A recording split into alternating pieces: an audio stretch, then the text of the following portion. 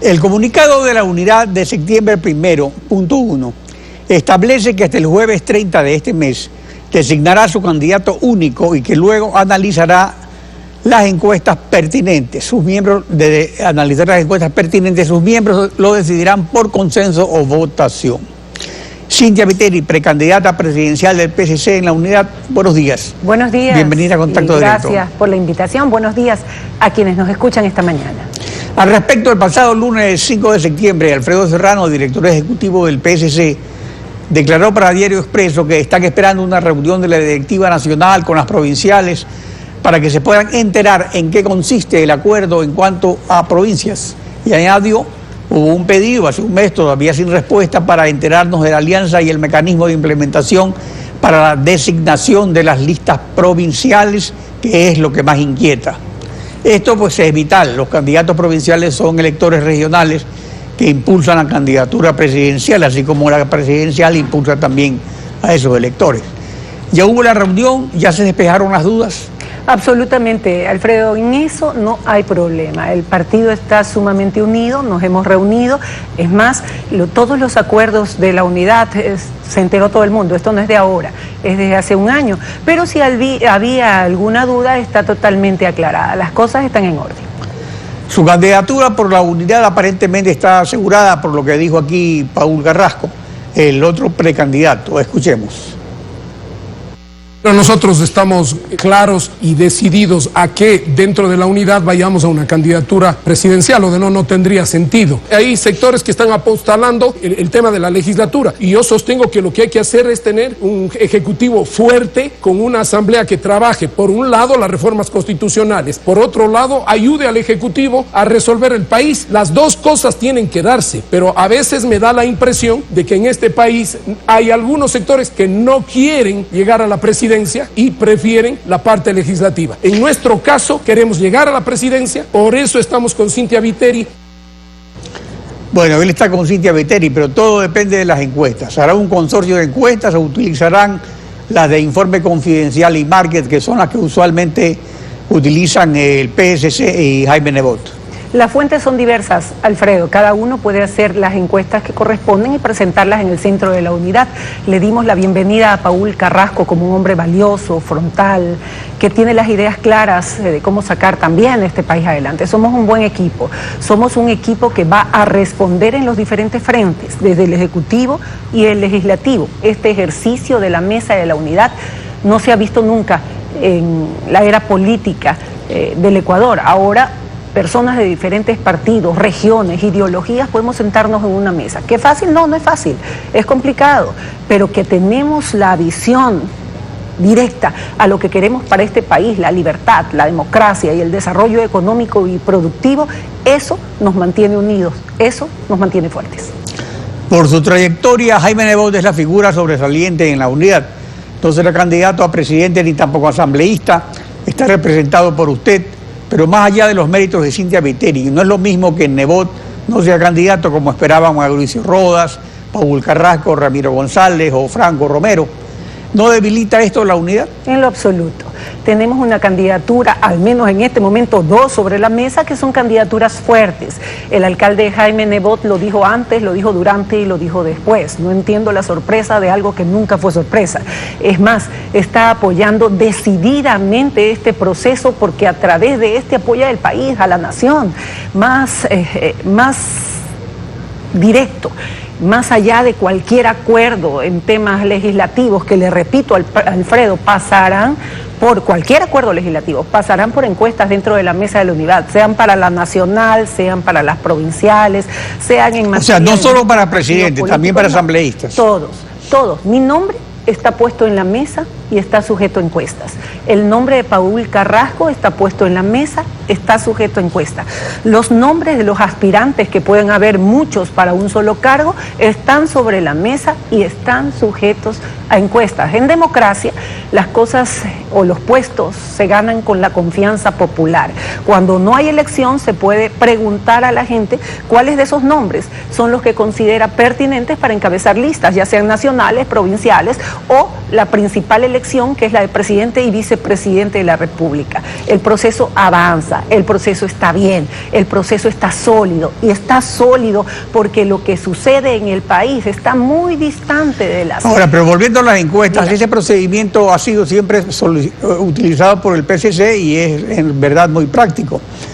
Pero cuando usted fue candidato en el 2006, el PSC era una especie de buque almirante de la política nacional, quedó en 5º lugar, y de 26 diputados que obtuvo en el 2002, bajó el PSC a la mitad, a 13. León Febres Cordero, encabezando la lista de diputados por Guayas, solo obtuvo 5, cuando en el 2002 había logrado 10, lo cual motivó su retiro de la política. Jaime Neboya era alcalde, su apoyo fue ininfluyente, luego se afilió del PSC, fundó Madera de Guerrero. Esto no hace prever que el gran objetivo de la unidad, que es la asamblea, también está en riesgo, sin Nebot como candidato asambleísta. No estaría yo sentada aquí ante el país y frente a usted, Alfredo. He tenido no 10 años de combate a este gobierno permanente, 20 de combate a gobiernos equivocados, permanentemente. No he sido comensal de palacios, ministro en ningún gobierno, peor gobernador, ni auspiciante ni financista. No he entrado por la puerta trasera u oculta al Palacio de Carondelet. Mi lucha ha sido siempre frontal, sobre todo combatiendo este gobierno, cuando apuntó su dedo hacia los sectores más débiles de la población, hacia los niños, hacia los enfermos, hacia los maestros, hacia los trabajadores, ahora hacia la policía también y las Fuerzas Armadas también. Mi lucha ha sido permanente, no circunstancial. Yo creo que usted en esta mesa, pocos serán los grupos o personajes que le puedan enseñar una vida absolutamente coherente, de lucha permanente frente a los intereses nacionales. A ver, pero una cosa son los méritos personales que no se están discutiendo. Gracias. Sino que otra cosa son, digamos, el respaldo del grupo que apoya a una determinada persona. Por ejemplo, Javier Neira, como candidato presidencial del PSC en el 2002, obtuvo 544.335 votos, equivalentes al 12.18. Usted en el 2006 sacó 525.728 votos, es decir, un poco menos, equivalentes al 9.63 porque habían más votantes. Pero a partir del 2008 el PSC se dispersó. Desde 1998, desde hace 18 años, Pascual del Chopo es el presidente del partido. Usted lleva ahora apenas 2 meses de campaña, de pre-campaña, pese a que, como bien lo indicó, ha estado como asambleísta teniendo una actividad muy grande. Ahora, ¿cómo espera entonces en esas circunstancias, con este respaldo disperso, porque mucha gente del PSC está ahora con Alianza País, como el prefecto de Maraví, por ejemplo? ¿Cómo él espera ganar al Estado candidato, que es un poder que antes ni siquiera había? Señor Pino Argote, somos el único partido político que ha sobrevivido estos 10 años, primero a una mentira, a una sarta de ataques, a una sarta de combates de parte del Ejecutivo. ¿Y sabe por qué? No por estar aquí hablando frente a ustedes, es por estar allá afuera, con la gente, sirviendo a la gente de manera efectiva, de manera solidaria, de manera práctica. Eso es lo que hemos hecho permanentemente y eso es lo que me tiene recorriendo las calles de esta ciudad y de todo el país. Las historias que escuchamos en los foros o detrás de los micrófonos o las cifras maquilladas del gobierno no tienen nada, absolutamente nada que ver con las historias que gritan todos los días las madres y los hombres en las calles de este país. No hay empleo, señor Pino Argote. No hay trabajo. A las madres les arrebatan sus hijos, los traficantes de droga, terminan... Bueno, la situación del país es en efecto dramática, es una situación similar a la decepción que había de la partidocracia hace 10 años. Pero ahora, ¿qué ocurre sobre las perspectivas electorales? Y eso a veces no depende solo del propio candidato. Las perspectivas... las perspectivas electorales, de ganar la elección. Por ejemplo, si las simulaciones de votación que hacen las encuestas, porque simulan varios escenarios, muestran que una división de la oposición en la candidatura suya y de Guillermo Lasso y de Paco Moncayo, por ejemplo, le pueden dar el triunfo en primera vuelta a Lenín Moreno. ¿Qué decisión tomarían? ¿Lanzarían de todas formas su candidatura? No es así. Eso es el cuco o el fantasma que algunos candidatos quieren vender a la ciudadanía para que todos se agrupen frente a una u otra opción. No es así. No hay un solo candidato de gobierno que pueda alcanzar en este momento ni siquiera el 30% por una simple razón. En el rostro de cada uno de ellos la gente ve su crisis económica, su falta de empleo, su desesperación, la carestía de la vida. Son cosas que no se analizan en un papel, ni en cuadros estadísticos, ni en cifras complicadas. Son cosas que escuchas a diario, que tienes que aprender en las calles, que tienes que escuchar permanentemente para poder sentir y saber lo que tienes que hacer. Ya lo hemos demostrado antes, Alfredo, no se preocupe. Estoy sumamente bueno, pero sobre bien respecto a lo que se ha demostrado también... responder directamente. Estoy sumamente bien respecto a candidatos, unos que ya tienen 10 años haciendo campañas y otros 5. Yo tengo 2 meses de precandidatura, calentando los motores y estamos sumamente bien. Bueno, la historia al respecto es muy variada porque, por ejemplo, a Rodrigo Borja,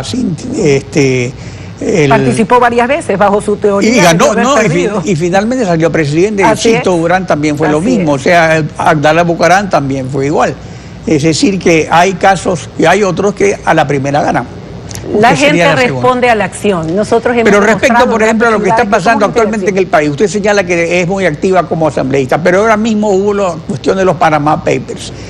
No hubo un aporte de la oposición contra los Panama Papers. Ahora hay una denuncia de la preparación de fuerzas paramilitares.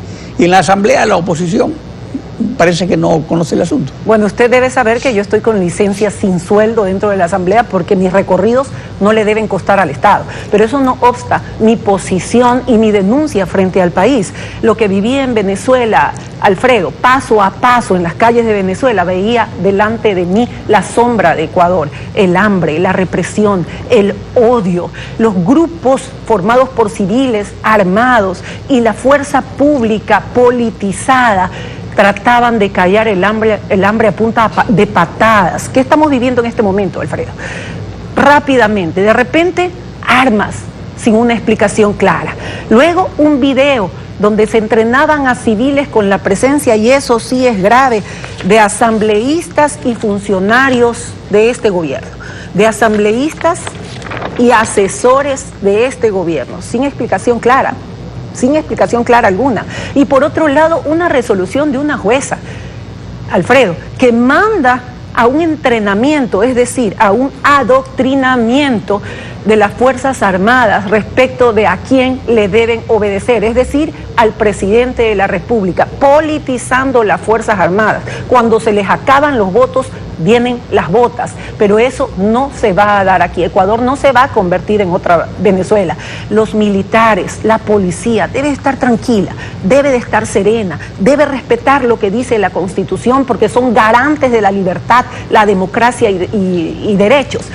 Yo voy a restituir los derechos que ha tenido las Fuerzas Armadas y la policía. Voy a respetar el régimen especial de los cuales gozan ellos. Bueno, pero voy a también esos derechos, la ley que los oprime. Esos derechos también han sido discutibles. Estar tranquila. Porque en la década anterior a la actual hubo 3 golpes de Estado que no se hubieran dado con la partidocracia sin el apoyo de las Fuerzas Armadas.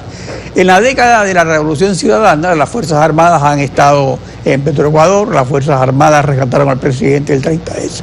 El 30S tuvieron en estado de excepción a la Asamblea durante 2 años, es decir, que ellos están activos.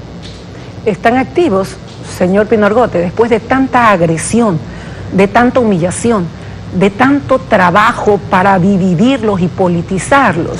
Es un verdadero orgullo que tengan sus armas en el piso, y así deben permanecer, así deben de estar. Restituiré sus derechos inmediatamente, esa ley será derogada y su régimen especial será respetado. La democracia debe de ser respetada y preservada aún frente a presiones de modelos como el socialismo del siglo XXI, que utilizan las botas y la fuerza y las armas para reprimir el hambre. Ecuador se va a levantar, señor Pinargote. Voy a levantar esta nación piedra a piedra. Esta nación será más grande que su territorio. Las mujeres deben defender la vida de sus hijos. Los hombres deben defender su nación. Bueno, todo eso está por verse. Está por verse y está por comprobarse. Tenemos la experiencia para hacerlo. Ya lo hemos demostrado año a año en ciudades muy importantes. Ojo, esto no es novedad, esto no es palabra, estos son hechos. Y pero ahora se trata de una elección a nivel nacional. A Machala, a Babahoyo, levantamos Ambato. Estas son pruebas de que sabemos de lo que estamos hablando.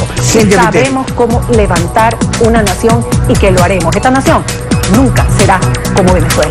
Gracias por acompañarnos en Contacto Directo. Señor Pino Álvarez.